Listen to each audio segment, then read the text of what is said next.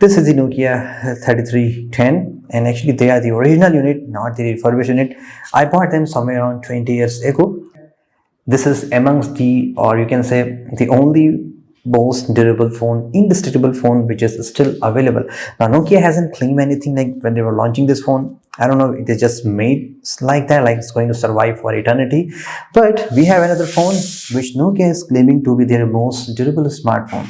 So why not on this special day, we should give a try on this phone and let's see how durable this phone is. This is IP68 phone. It is MIL 810H certified phone. And where is the phone? Obviously the phone is not here because this is IP68 phone, and as a tradition, when there is any IP68 or 67 certification, I freeze my phone. Actually, it's very tough to cut and take it out. I have once broken this glass ball, so what I'm going to do, I'm just going to put it in the water container for around 5 to 10 minutes. Eventually the phone will itself going to come out. Okay, finally the phone came out, and actually it's a freezing cold. Phone is perfectly working, and I don't think so there is any damage going to happen, because within 24 hours, if water has to got in, it will certainly find a way. So after the Samsung and Apple, Nokia's IP68 phone is truly IP68 phone. Maybe someday we will just try to put it inside a well, a river somewhere, if the phone survives the drop test. Let's check out the construction of the phone first. What kind of material is being used to make this rugged phone? And you can clearly see the back panel is made of hard plastic. They cannot make completely of the rubber because it will be difficult to give a different beautiful design, and all the FCC labels, they need to be printed outside. With time they will definitely go out. That's why the back panel has to be made of plastic, and all the labels and text, they are actually inside from this plastic back panel. That's what I told you earlier. Designed in Finland, made in China. On the right and left side of the phone, you will see there is a metal strip over top of the plastic frame. Not sure what's the purpose behind that, but actually looks cool, and it's aluminium, not the stainless steel, because there's a paint job over it. Generally stainless steel looks more beautiful, and there's a Nokia logo on the right side printed too. Actually it's from the outside, since it is plastic, not plastic, actually it's a metal. On the bottom side you will see there is a rubber layer which has been on the top of the plastic panel, and same here on the top, because all the four corners actually directly comes in contact with the surface when the phones drop.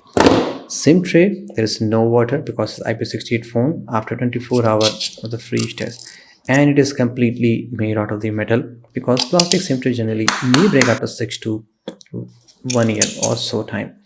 Buttons are made of the metal, just like there's a strip over that. Emergency key actually is made of the plastic. Not sure why it is that. Fingerprint sensor has a usual design that you see in the phones. It's made of metal, and there is some bit of coating over that. Let's try to scratch it heavily. Will it work after the scratches or not? Yeah, it is working pretty much fine. So even if you scratch your fingerprint a lot, it will work fine. On the camera frame, I was hoping it made of the plastic, but it looks exactly like the back panel, but it's made of the metal, just like the button, and there's a paint job over it.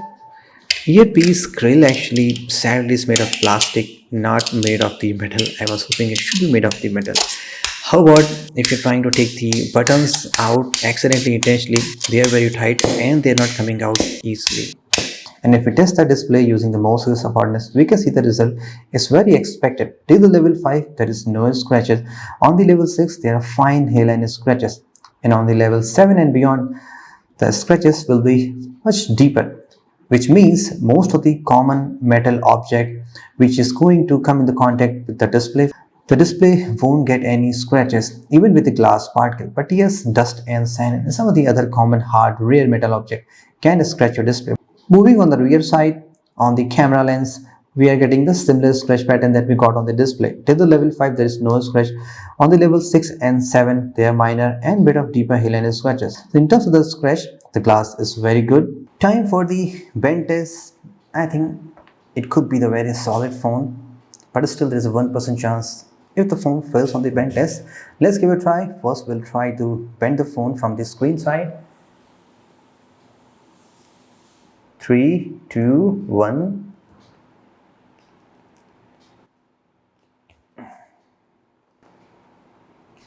There is hardly any flex. That's a very minimal, negligible flex you can assume. Alright, let's try to bend from the rear side.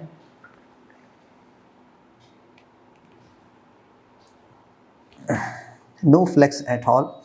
So that's been it, guys, for the construction and the other test for the Nokia XR20 so far. It is the most durable and the well-made phone that we have tested in 2021.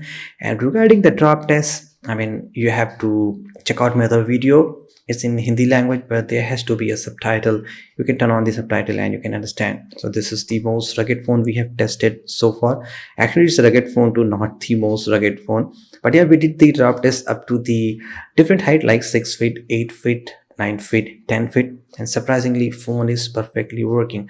One reason could be it has a LCD display. If there has to be AMOLED display, I'm sure it would definitely fail on some height. So that's it, guys, for the Nokia XR20 rugged phone durability test. Thank you so much. This is Saurabh. Have a great day.